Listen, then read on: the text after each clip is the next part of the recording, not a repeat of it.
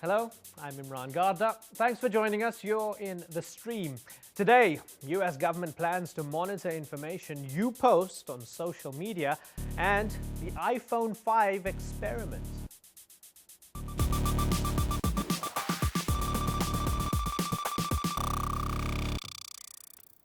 As always, our digital but always human producer Ahmed Shihabuddin is here looking out for all of your live feedback.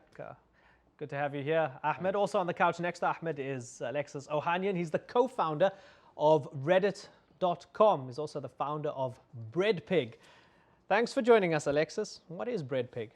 Breadpig is like a Newman Zone for nerds. It's a social enterprise I started because I can't make salad dressing. Newman Zone does a great job doing that. I instead make geeky things, and our company creates and publishes books about popular webcomics, sells them, and then donates all the profits. We've donated nearly $200,000 actually since starting about a year and a half ago. So it's been going pretty well, and it's nice to see nerds interested in making the world suck less, which is our sort of motto. Well, we all want the world to suck less. What you're known better for is Reddit.com. I visit it usually for the fun stuff, the funny stuff, not so much the politics. You can have a basket of information available for you on Reddit.com, and there's a sort of rating system, groundbreaking in many ways. For those viewers who don't know about Reddit, what is it in a nutshell? Well, these viewers who don't know about it are obviously some of the more productive people in the world. Reddit has grown to become one of the 50 largest websites in the United States. It is a place to go to find what is new and interesting online, and that's determined by people who just simply submit interesting links and then vote on them, up if they like them, down if they don't, and then have discussions about those links in the exact same way. They vote up if they like the comment, they vote down if they don't, and the end result is this wonderful rising and falling front page of what's new and interesting online. What have you learned about the social media community out there in these 5 or 6 years since Reddit has been up, and their browsing patterns and their liking or disliking patterns? Well, I think it has less to do with the social media and it's more just to do with human beings. The internet, because it is such a vast place for content and because people's attention spans are just so short, it really biases towards very new, very interesting content that can be digested quickly. Now, there are communities who are really interested in the long form and they're really interested in the more thorough discussions, but the majority of people tend to want content quickly and in a very compelling manner, and that has both advantages and disadvantages. But you see that oftentimes the most popular stuff is stuff that's very easy to process and sort of react to. That's why the show's only 25 minutes and not You 4 guys hours are doing it right. I look forward to your thoughts on open source information and the other topic that we're going to be covering, the iPhone 5 experiment. Good to have you on the program, Alexis. Now, as always, we want to know what stories are important to you. You can pitch your story idea to us using the hashtag AJStream. I'm Mark Goldberg. I write the blog UN Dispatch, and I'm in the street. Now, the thought of government spies gathering intelligence often conjures up images of people exchanging classified files in dark alleyways. Now, this may no longer be the case. With the eruption of the Arab Spring catching the US by and large by surprise, the government is now turning to social media to try and predict future important societal events. The new Open Source Indicators project will develop and test methods of collecting public information, and you can even check it out on their website. You can look at federal business opportunities. So you have a government project and they're looking for collaboration with different technology and innovation companies. Open Source Indicators, OSI program, broad agency announcement. Now, this wouldn't be the first time social media was actually used to accumulate data and aggregate it. For example, in 2009, Google engineers tracked flu-related trends and the search terms to try and anticipate outbreaks of the H1N1 virus. Let me just zoom in a little bit. So for example, this is google.org flu trends at the moment. Now, we're here in the Northern Hemisphere, say in the United States and Canada. Here it says flu activity minimal, which is the lowest you can get because not many people are searching for flu medication, symptoms, and the like. But say back home where I'm from, in South Africa, just coming out of winter, it's low, so it's a step up from there. People indoors, people a bit more sick than you would find here in terms of flu. So it just gives you a broad-based idea as to who's searching for what and what that tells us about any flu that might be going around, and maybe possibly any other diseases that might be on the horizon. Now, much like Google Flu, researchers plan on monitoring sites like Twitter, YouTube, blogs, and even public webcams. That sounds a little bit ominous, doesn't it? Now, this would confirm what many say has been taking place all along. Although the US government claims this will only be used to aggregate open-sourced information outside of the country, critics are questioning whether it will violate privacy rights. Well, joining us now via Skype is Sharon Weinberger, a Carnegie Fellow at the Medill School of Journalism. She's also a reporter for the blog Danger Room. Thanks a lot for joining us, Sharon. This isn't spying because this is all open source information, isn't it? Well, it's a question of what exactly constitutes open source information. The proposal that this agency put out, called the Advanced Intelligence Research Projects Activity, said that open source information, as you mentioned, it might consist also of webcam information on the streets. It might consist of information that you have to register to get. So does that mean the intelligence community could go on something like Facebook and attempt to friend people? This is a question that's been raised in the past. So what is open source and what is not open source? That's already one question, sort of a tension that I think the intelligence community will have in a project like this. And even within a website like Facebook, you have recent trends like facial recognition software, which means that even if you're not a friend of somebody, they could potentially take a photograph of you on the street and could find out who you are because of that recognition technology. If they are a friend of your friend, I mean, the implications are almost like an infinity mirror, are they not? Does all of this, does the convergence of all of this worry you? I think it should worry everybody who is concerned about privacy on the internet. I mean, we're all in some manner or another, as you noted, we might participate in Twitter or Facebook, and we have expectations and certain abilities to protect our privacy, but we don't necessarily expect a government or an intelligence community to be sweeping up and aggregating all that data. And it's not necessarily a bad thing or a good thing, but it raises legitimate questions about what do our expectations of privacy for those of us who have them, and most of us do have some expectation, does it match what is being collected, what the technology allows, whether it's companies or the intelligence community or governments to do? And I just think it's something that people, they need to be aware of and watch closely. But if the government is developing, for want of a better metaphor, a fine-tooth comb to extract the most relevant information, particularly as it relates to those who might want to commit violence or those who might want to plant a bomb somewhere, it could save lives, couldn't it? Oh, certainly. I mean, as you mentioned with the example of Google, there's a lot of very good applications here, whether, to use a more recent example, during the recent hurricanes and flooding in the United States, people were going on Twitter to try to get the first information that was available before news sites, before emergency services. So some way to aggregate that, to automate it, has a lot of benefits. But suppose it's something like civil protest, whether in the United States or in a foreign country. Suppose it's not even political, or I suppose it's trade union organization. Suppose it's just simply private matters relating to your friends or family. Again, what is the expectation of privacy, and how does that match what information is actually being collected, aggregated, and sifted through by governments? Sharon, on that note, you mentioned privacy. Time Out Corner on Twitter is saying, beyond the raw, amoral mechanics, there's this vast invasion of privacy. Social media involves a huge amount of personal data. But he also tweeted talking about the mere fact that U.S. intelligence agencies are already drowning in data. And I think this is a common theme. People are saying they have more than they can actually process. Wouldn't this just make it worse? Well, this is an attempt to make it better. So the idea of coming up with computer algorithms or an automated way to sift through the data, over the past 7, 8, maybe even 10 years or however long, parts of the military, of the government, and of the intelligence community have hired, for example, contractors to try to track the Facebook pages of terrorist organizations or terrorist groups, to monitor blogs or online traffic. And in that sense, they've realized, and so they start saying, well, there's too much information. We don't know which Facebook pages, which blogs, which sort of microblogs are important. So this attempt by this intelligence agency is saying, well, are there innovative ways to automate it so that you could put out maybe a crawler or use a computer algorithm that could sift through all of those Twitter feeds, all of those Facebook page updates and whatnot and tell you what is important, what's going to happen next week in the streets of Cairo. Yeah, Alexis, it'd be interesting to hear your thoughts on this, because talking about drowning in data, I mean, you could look at my Facebook page and there's so much stuff on there, you wouldn't be able to know whether I'm an anarchist or a conservative, a leftist or a rightist. You could extrapolate from that what you want, and I think one of the important points is you could find what you were looking for if you've made up your mind beforehand. Is that a dangerous sign?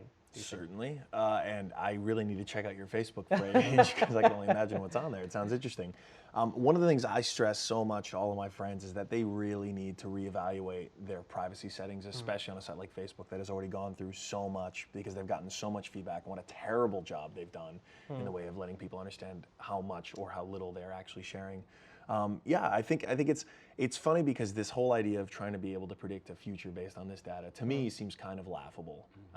It's just a shame that all this effort is now apparently being directed towards something that I think, aside from all the privacy implications, just wouldn't be that useful in the first place. Yeah, Sharon, there seems to be an inherent flaw in the system or in the approach to the system when you consider that perhaps those who want to either organize mass protests or anything else for that matter can throw out red herrings. They can throw out disinformation. No automated system can keep up with that, can they?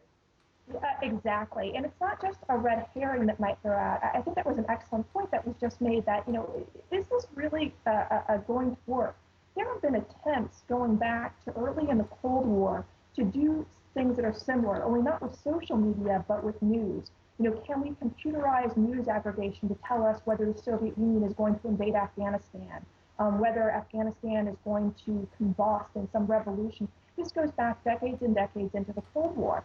And there have been many examples cited after the fact saying, oh, this was successful. It produced, it predicted India and Pakistan doing nuclear tests. But that's always made after the fact. They don't tell you all the times that these computer programs predicted it wrong. There's never really been proof that any of these computer programs produce anything other than perhaps what analysts already hear. And as this relates to the United States and its relationship with other countries, given that Twitter and Facebook and these other websites are rooted here in the United States, they are US companies, and this endeavor by the intelligence community and the Department of Defense, of course, rooted in the United States. Twitter and Facebook users, to use those two examples, are global, they're worldwide. Does this not add to that perhaps unfair advantage that the United States has over controlling social media? And could we not then maybe half understand why certain countries want to press the kill switch when it comes to social media, because they feel the playing fields are completely uneven?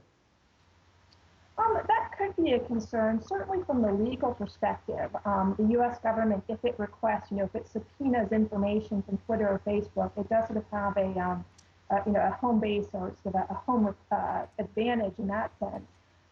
More generally, I think it's going to come down to what do people feel comfortable using. If people in Iran or Egypt don't feel comfortable using Twitter or Facebook because they think the U.S. intelligence community is monitoring it, then yeah, they'll switch to other forms of social media, would be my guess.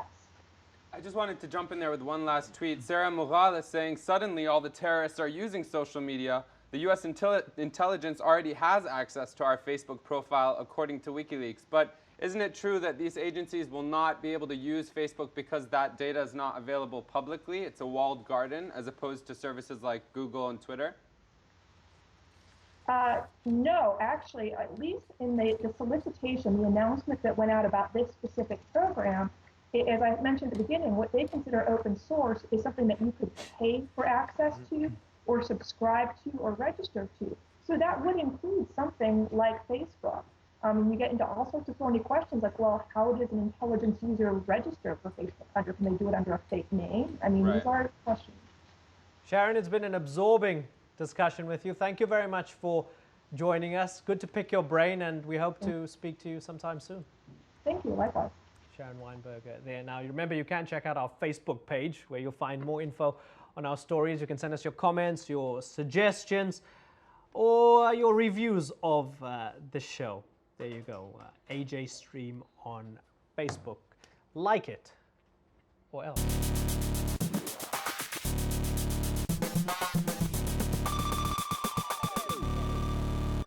On Monday, thousands of students and staff at the American University in Cairo, Egypt, marched to the administration's offices complaining of the deterioration in the quality of education, tuition fees, and the staff's low salaries.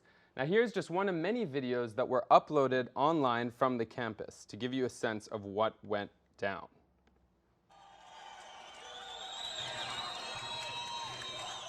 Now there you can see the protests had begun the day before when 2,000 students refused to pay a small parking fee to park their cars inside campus.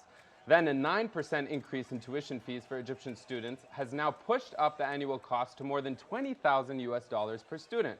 Now the students allege that AUC applied the hike despite complaints among students that the academic quality at the university was actually deteriorating.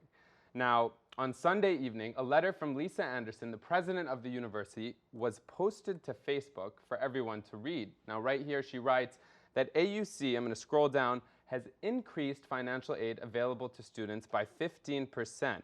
This is the paragraph right here. She goes on to say that she's encouraging all students who are facing difficulty with tuition fees or other fees to apply for financial aid. Now on Twitter, Noor1 posted this photo right here, which I'm going to translate for you, but it outlines the protesters' main demands, which include, as it's written in Arabic here, a raise in minimum wage, an hour-long break, and limiting working hours to 8 hours per day, as well as overtime compensation. Now the issue, like many in a country that is trying still to find stability after the revolution, is proving rather to be a divisive issue.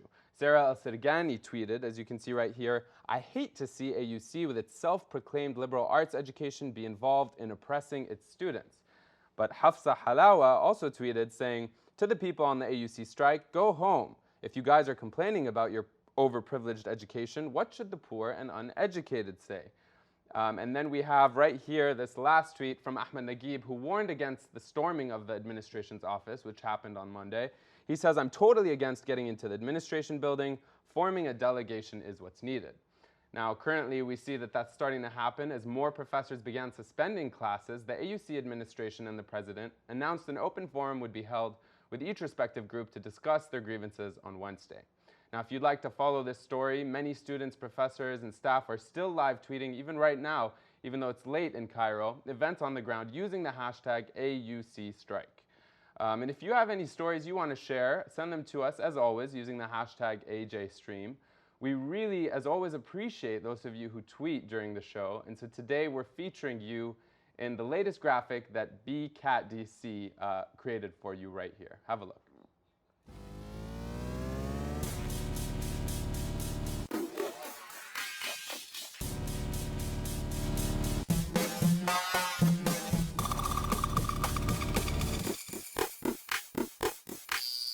Legendary BCat, Ahmed, thanks for that feedback. Now, every time Apple announces the launch of a new generation of the iPhone, lines immediately begin forming outside of Apple stores across the world, and my wife goes for the credit card. With the announcement of the release of the iPhone 5 expected shortly, one British man has turned this rite of passage into a lucrative publicity stunt. Rob Shoesmith, a marketing executive for Medal Mobile, a company that makes iPhone apps, came up with the iPhone 5 experiment to test the brand influence of Apple, as if it needed any testing. Now, he's not allowed to spend any money while he waits in line for the new gadget and has to rely solely on donations from companies. Here's a little picture of him. Let's move away from that picture and show you a video of him on YouTube. We're showing off some of the stuff that he's received. Now, he has already received 40,000 British pounds or 65,000 US dollars worth of gifts from businesses that want him to use and blog about their products while he is camped out in front of London's Apple store.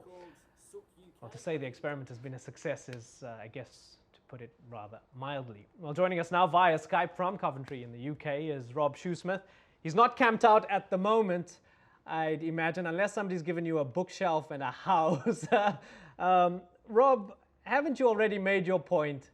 I think you need to give all the gifts back. We've tested the brand value of Apple. It's a powerful brand.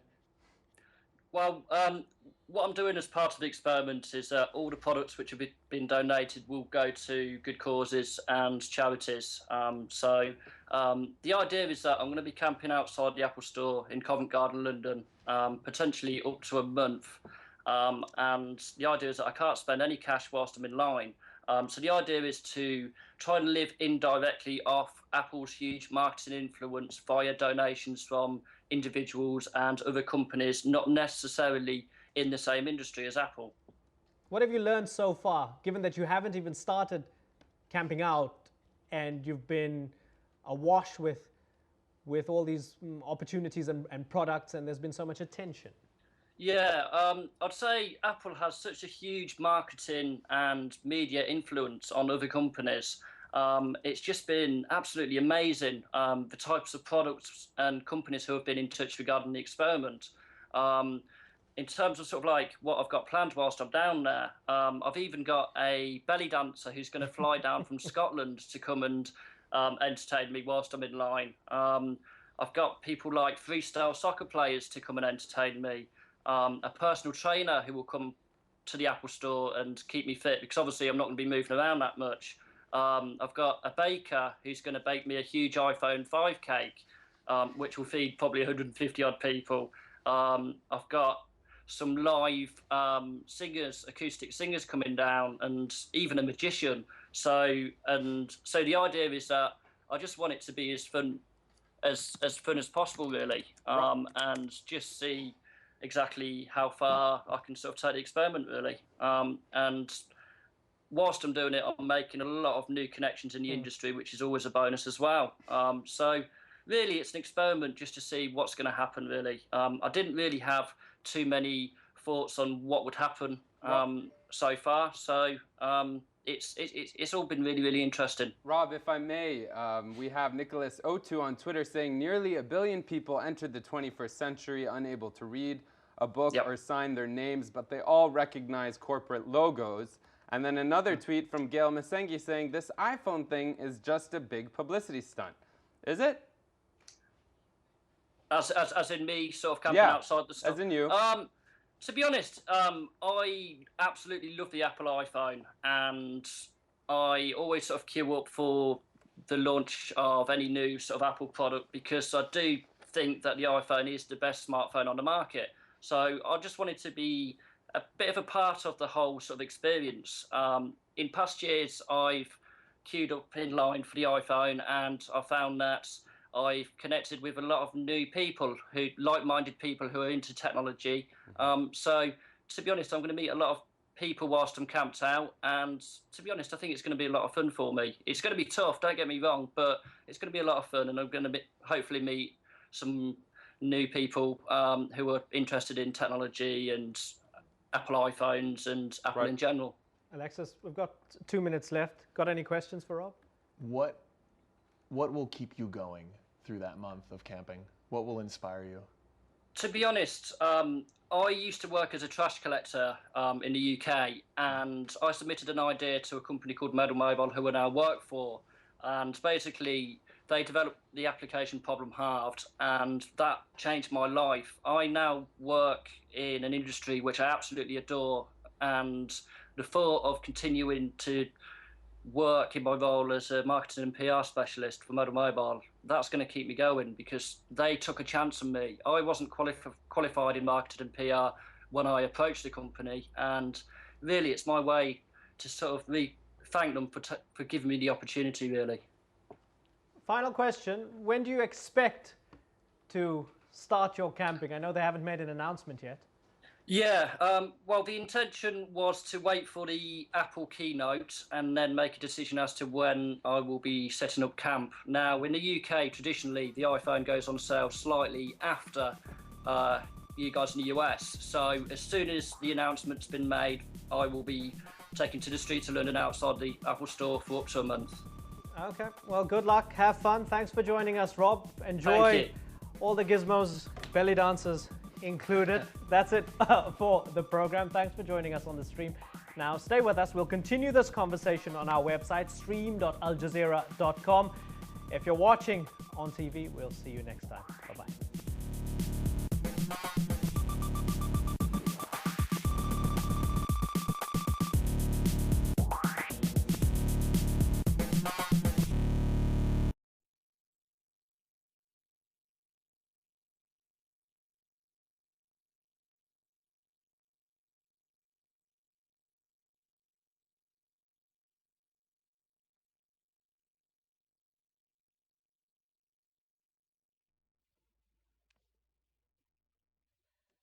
to the post show. We were initially talking open source information and possible government spying on people. Took a bit of a diversion onto an Apple publicity stunt, as some called it, from Rob, our friend in Coventry. Alexis, interesting that there is a deeper aspect to this. What Rob's doing it seems quite superficial on one level, but there is a major social message here regarding the power of brands, is there not? Yes, and I say this as a proud Android phone holder and owner. Yeah, no, it's. I think that one tweeter made a very good point in that there are symbols that are brand logos that are instantly recognizable by generations of people who will probably never be literate. That's quite a mind job when you come to think about it. But the power of the Apple brand is undeniable, and it's, I think, depending on the day of the market, the most valuable company in America. Who would have thought? What do you think is the secret to their success? As somebody who's got one of the 50 most popular websites in the States? Certainly a far cry from Apple's success, but it comes down to the quality of the product and the fact that they have built a culture around excellence, really making wonderful products. And then, there's that Steve Jobs pixie dust that gets sprinkled on it, and that sort of has disseminated throughout the company. Like, this company has always had an eye for creating great products, all the way down to the very box that you take your, iPhone out of. And it's generated, it's had fans for decades now that they've continued to nurture and who have continued to evangelize it. And it's really unlike any other brand on the market right now. Interesting way of putting it, yeah. While I wouldn't exactly support this kind of thing personally, it seems like he's taking advantage of a situation, and more power to him, I suppose. Well, Ahmed, this Apple publicity stunt showing that it's not so much always about the content of social media and the information. Sometimes the tools are also the focus. Apple providing the tools for so many people to do that connecting. I think, yeah, all I'd add to what you said is that it's a universal appeal. It's the quality of the product, but everybody listens to music, so the iPod, which I think is arguably one of their strongest products. When you provide that tool in a way that's really easy to use for 3-year-olds, as the tweeter said, and we have so many tweets still coming in, people saying, well, my 2-year-old niece knows it, my 3-year-old brother knows it. So clearly, they're doing something right. Yeah, and I just want to kick on the discussion a little bit into social media and Egypt, because Alexis, no story in recent history tells us more about this convergence of ideas, politics, social media than the Egyptian revolution. You were there recently. Indeed. You've seen some interesting things. Give us a taste. Well, so I was very lucky to have been there for about a week, speaking and lecturing at a conference on startups, on tech entrepreneurship there. And I met with a couple dozen Egyptian entrepreneurs there in Cairo. And I actually spent more time there at the conference in the Marriott than I actually got to see Cairo. But that said, met people who were themselves genuine revolutionaries. Here I was, a guest in their country, and they were swept up in a revolution of their country, and at the same time were trying to build their own entrepreneurial endeavors in tech, and it was fascinating. And so, I saw a lot of Apple products there, and I was particularly inspired by a couple of startups, one of whom had seen within literally 24 hours a tremendous amount of success from an iPhone app, in that they were able to crowdsource traffic throughout Cairo, which has notorious traffic problems, simply by giving people an app that they could download, rank or sort of rate the traffic on a particular route, and then share it with the masses. And that provided the real-time traffic data that most drivers in Cairo absolutely need. Well, good news. Yes. We've got the developer of that particular app, Mustafa, joining us via Skype. Mustafa, hope you can hear me okay. Welcome to... I can hear you just fine. Welcome to the post show on the stream. Great to have you on the program. I know Ahmed's lived in Cairo. I've visited Cairo 3 or 4 times. One of the biggest issues in Cairo is the absolutely atrocious, choking, asphyxiating traffic. You're making it easier for people. Explain to us how it happens. Yeah, we actually did a very, very simple application. It's the concept is based on crowdsourcing. Simply, users will come in, they'll be taking the road. It's based on a very simple insight. People used to tell each other what the traffic was like moving from spot to spot. So instead of people sharing that information with just family and friends, we decided to give them a tool to allow them to share the information with a much wider audience. And the application simply works by looking at one road, you update the status, you say what's happening, other people come in, take a look, see what's happening on the road, and they can know which roads to avoid and which ones to take. It's that simple. Mustafa, if I can, I have the website open. And at the top, I just wanted to also comment a bit on the design. I know it's a very simple application, but for those who are not so familiar with Arabic, it says حتعرف تروح فين وتيجي منين, which means you know how to get somewhere and where you're coming from. But you're using this new evolved language where you're having the 7 and the 3, these numeric numbers which indicate certain letters in Arabic. What is the thinking behind that? Because it seems to be extensively throughout the entire site being used. Right. I mean, this is mainly targeted towards, the application was built in a way that speaks the language of the youth. It's very up to date in terms of how people chat. It's actually based on when current Egyptians chat online or they send each other texts, in order to express things in Arabic that you don't have English letters for, they transliterate and they write in this type of language. So we just wanted to make it sound very similar to how you'd be speaking if you're speaking to your friends. And that was the concept. That was the concept behind using that kind of language. Mustafa, what's the plan from here on in? Do you want to grow it? Do you want to refine it? Well, actually, we want to do both. Ideally, we want to start going to markets that are very similar to us, because the problem isn't only in Egypt. The problem is across most countries that are very similar to Egypt, they're very similar to Cairo. Very big cities with very huge traffic problems, but you don't have the traffic information you would see in places like Europe or the States, where you get online data and GPS information and CCTV cameras with helicopters. We want this solution to be everywhere, and that's what we really want to do. On the other hand, we want to develop the product, make it even more useful to the users as is. We have a few streams that we're working on in doing that right now as well. Alexis, earlier we were talking about the state trying to smuggle itself into what people are already saying and doing in terms of social networking to find trends and monitor trends, etc. Here it's interesting what Mustafa is saying is that with this app you bypass the state completely, because usually in other countries, in other industrialized countries, there's a long process in getting the CCTV cameras, right, the forecasters, the traffic men, all these people getting together, trying to give you this information regarding the traffic. This has, taken a huge leap ahead of all of them. Is that one of the great examples of how social media can be used for good? I think this is exactly how social media is very, very powerful. You're taking the power of the people rather than trying to brute force it yourself. And I think that's a concept that can be applied in tons of industries, not just traffic information, if we were to call that in one of those industries. Alexis? Yeah, bypassing the state is always a good idea. I say this even as an American. What's exciting is it's this sort of leapfrogging of technology that we see. If you look all throughout the developing world, you'll be very hard to find, say, telephone lines like you would. Taking a cross-country trip in the U.S., you can't help but see telephone lines all over the road. But it doesn't make any sense to put up telephone lines when you can just put up a cell phone tower. And so this leapfrogging of technology has made it possible for so many countries to just avoid the nuisance and the cost of telephone lines and have put up cell towers. This same kind of leapfrogging model, I hope, can also be applied plenty of areas where the internet and the fact that every one of us now carries a mobile device that's connected to a much larger network can help us all communicate for the greater good. Mustafa, given the political environment now in Egypt, the revolution, I guess, is by no means complete, but the old regime is gone. Do you find that there's a better environment for you to operate in at this moment in time?